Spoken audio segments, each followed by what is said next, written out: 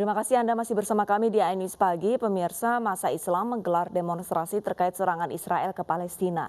Massa menuntut pemerintah Indonesia agar berperan aktif di sidang PBB atas penyerangan tersebut.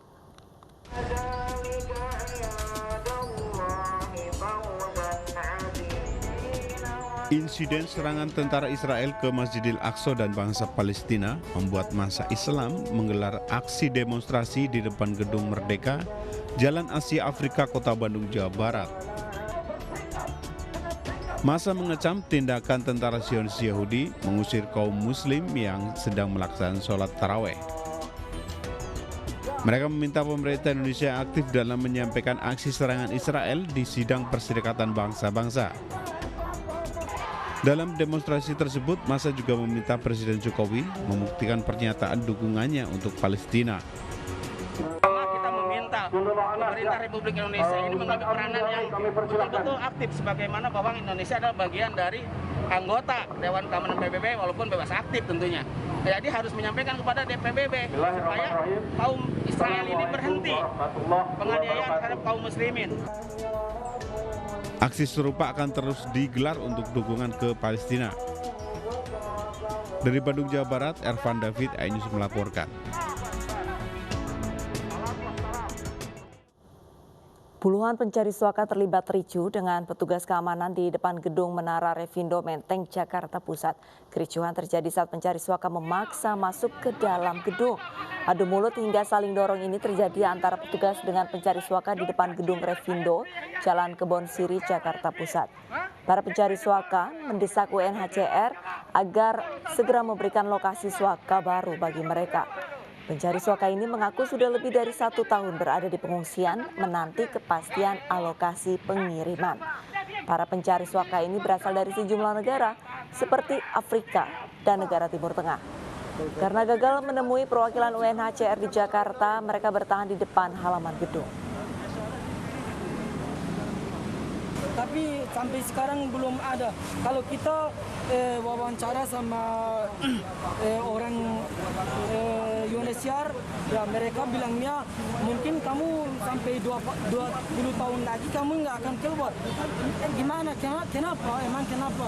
Emang kita ada salah apa? Pengadilan Tindak Pidana Korupsi Jakarta Pusat menggelar sidang lanjutan kasus dugaan korupsi Bansos COVID-19 dengan terdakwa mantan Menteri Sosial Juliari Batubara. Sidang beragendakan mendengar keterangan saksi.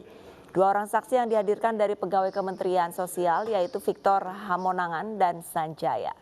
Saksi ditanyakan terkait keterlibatan 5 hingga 7 vendor dalam penunjukan perusahaan penyedia Bansos di Kemensos.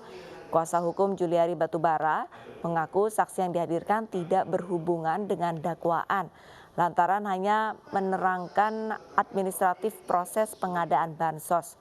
Penunjukan vendor dianggap wajar karena dialami situasi darurat. Secara langsung terutama berhubungan dengan penerimaan uang, beliau kan tidak mengatakan tidak mengetahui apapun. Bahkan dia juga tidak pernah mendengar selama proses itu. Yang dia ketahui adalah sesudah terjadi penangkapan Pak Matius Joko Santoso. Jadi ya secara beliau kan cuma menerangkan secara administratif bagaimana proses pengadaan. Dan proses pengadaan itu nggak ada yang bermasalah. 75 pegawai KPK nonaktif yang baru diberhentikan melaporkan anggota Dewan Pengawas KPK Indrianto Seno Aji atas dugaan pelanggaran kode etik. Indrianto dilaporkan karena mengikuti konferensi pers hasil tes wawasan kebangsaan pegawai KPK. 75 pegawai KPK nonaktif langsung datang ke gedung KPK dan melaporkan Indrianto Seno Aji. Indrianto dinilai telah bersikap di luar kewenangannya dan melanggar kode etik karena mengikuti konferensi pers bersama Ketua KPK Firly Bahuri terkait hasil tes wawasan kebangsaan pegawai KPK beberapa waktu lalu. Novel Baswedan dan 74 pegawai KPK lainnya dinonaktifkan karena tidak lulus tes wawasan kebangsaan. Mereka dinilai tidak memenuhi syarat dalam rangka pengalihan pegawai KPK menjadi aparatur sipil negara. Bahwa kami melaporkan Profesor Indrianto Seno Aji sebagai anggota Dewan Pengawas KPK. Tentunya saya bisa menggambarkan demikian, bahwa proses peralihan pegawai KPK menjadi ASN sebagaimana yang dimaksud dalam undang-undang, kami telusuri, kami perhatikan, dan kami cermati banyak dugaan tindakan yang salah, tindakan yang melanggar aturan hukum yang itu dilakukan oleh oknum pimpinan KPK. Dan ini tentunya kami melihat sebagai masalah yang serius. Presiden Joko Widodo menyebut hasil tes wawasan kebangsaan tidak bisa menjadikan dasar untuk memberhentikan pegawai KPK. Jokowi meminta hasil tes wawasan kebangsaan menjadi masukan untuk perbaikan lembaga anti rasuah tersebut. Oleh karena itu, pengalian status pegawai KPK menjadi aparatur sipil negara (ASN) harus menjadi bagian dari upaya untuk pemberantasan korupsi yang lebih sistematis. Hasil tes wawasan kebangsaan terhadap pegawai KPK hendaknya menjadi masukan untuk langkah-langkah perbaikan KPK, baik terhadap individu-individu maupun institusi KPK, dan tidak serta-merta dijadikan dasar untuk memberhentikan 75 pegawai KPK yang dinyatakan tidak lolos tes. Kalau dianggap ada kekurangan, saya berpendapat masih ada peluang untuk memperbaiki melalui pendidikan kedinasan tentang wawasan kebangsaan, dan perlu segera dilakukan langkah-langkah perbaikan pada level individual. Muhammad Rizik Syihab dituntut 2 tahun penjara dalam kasus kerumunan di Petamburan, Jakarta Pusat, serta dituntut 10 bulan penjara untuk kasus kerumunan di Megamendung, Bogor. Muhammad Rizik Syihab dinilai jaksa telah melakukan penghasutan sehingga menimbulkan kerumunan di Petamburan saat gelaran acara Maulid Nabi dan pernikahan putrinya. Perbuatan Rizik disebut jaksa dilakukan bersama-sama dengan terdakwa lainnya Haris Ubaidillah, Ahmad Syabri Lubis, Ali Alwi Alatas bin Alwi Alatas, Idrus alias Idrus Al-Habsyi, dan Maman Suryadi yang dituntut jaksa dalam berkas perkara terpisah.